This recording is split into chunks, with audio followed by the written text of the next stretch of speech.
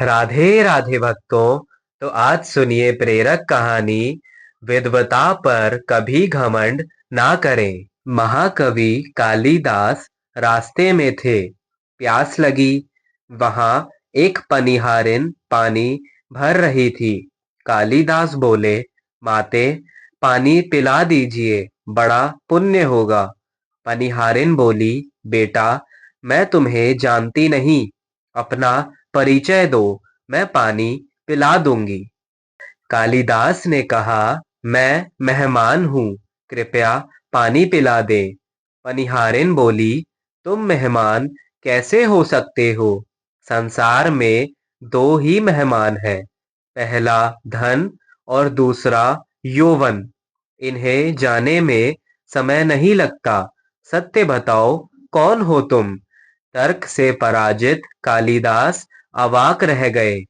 कालिदास बोले, मैं सहनशील हूँ, अब आप पानी पिला दें। पनिहारिन ने कहा, नहीं, सहनशील तो दो ही है। पहली धरती, जो पापी पुण्य आत्मा सबका बोझ सहती है, उसकी छाती चीर कर बीज बो देने से भी अनाज के भंडार देती है। दूसरे पेड़, जिनको पत्थर मारो फिर भी मीठे फल देते हैं। तुम सहनशील नहीं, सच बताओ, तुम कौन हो? कालिदास मूर्छा की स्थिति में आ गए और तर्क वितर्क से झल्ला उठे। कालिदास बोले, मैं हठी हूँ। पनिहारिन बोली, फिर असत्य। हठी तो दो ही हैं, पहला नख और दूसरे केश। कितने भी काट लो, बार बार निकल आते हैं। सत्य कहें, कौन हो आप? कालिदास अपमानित और पराजित हो चुके थे। कालिदास ने कहा, फिर तो मैं मूर्ख ही हूँ। पनिहारिन ने कहा, नहीं, तुम मूर्ख कैसे हो सकते हो? मूर्ख दो ही है, पहला राजा, जो बिना योग्यता के भी सब पर शासन करता है, और दूसरा दरबारी पंडित, जो राजा को प्रसन्न करने के लिए गलत बात पर भी तर्क करके उसको सही सिद्ध करने की चेष्टा करता है।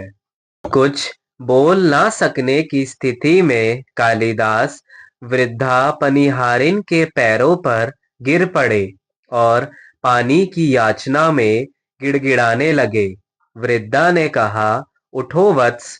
आवाज सुनकर कालिदास ने ऊपर देखा तो साक्षात माता सरस्वती वहां खड़ी थी। कालिदास पुनः नतमस्तक हो गए। माँ ने कहा, शिक्षा से ज्ञान आता है, ना कि अहंकार से। तूने शिक्षा के बल पर प्राप्त मान और प्रतिष्ठा को ही अपनी उपलब्धि मान लिया और अहंकार कर बैठे। इसलिए मुझे तुम्हारे चक्षु खोलने के लिए ये स्वांग करना पड़ा। कालिदास को अपनी गलती समझ में आ गई और भरपेट पानी पीकर वे आगे चल पड़े। विद्वता पर कभी घमंड ना करें।